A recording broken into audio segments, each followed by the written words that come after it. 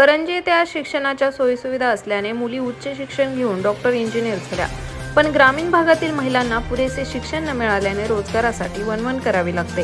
परंतु येथील महिलांनी या परिस्थितीवर मात करून बचत गटातून पापड उद्योग सुरू करून स्वतःचा रोजगार शोधून इतर महिलांसमोर आदर्श ठेवला.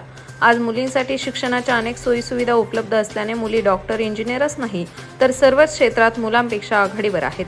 परंतु ग्रामीण भागातील महिलांना पूर्वी शिक्षणाच्या एवढ्या सोयी सुविधा नव्हत्या. अर्धवट शिक्षण सोडून मुलींचे लग्न लावून देत असत. अशा महिलांना ग्रामीण भागात रोजगारासाठी वणवण करावी लागते. परंतु पाथर्डी तालुक्यातील करंजी गावातील थोरला मळा येथील 10 महिलांनी एकत्र येत कृष्णाई महिला स्वयंसहाय्यता समूहाची स्थापना करून पापड, कुरडई, शेवया, उपवासाच्या पापड्या बनवण्याचा उद्योग सुरू करून स्वतःच्या रोजगाराचा प्रश्न सोडवला. त्यासाठी लागणारी मशिनरी त्यांनी स्वतःचे भांडवल आणि कर्जातून उपलब्ध केली. सध्या परिसरातील घरगुती पापड तसेच शेवया, उपवासाचे पदार्थ या महिला करून देत असल्या तरी लवकरच या उद्योगात आम्ही मोठी भरारी घेणार असल्याचा विश्वास या समूहातील महिलांनी व्यक्त केला.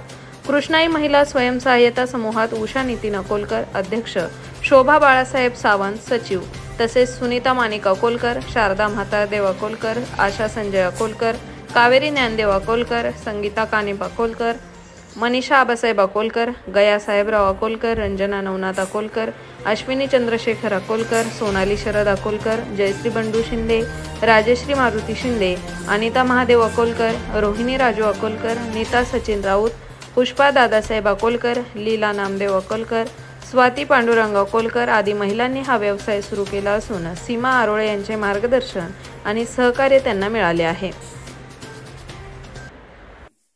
नमस्कार, माझं नाव उषा नितीन अकोलकर. आमचा कृष्णाई स्वयंसहाय्यता समूह आहे.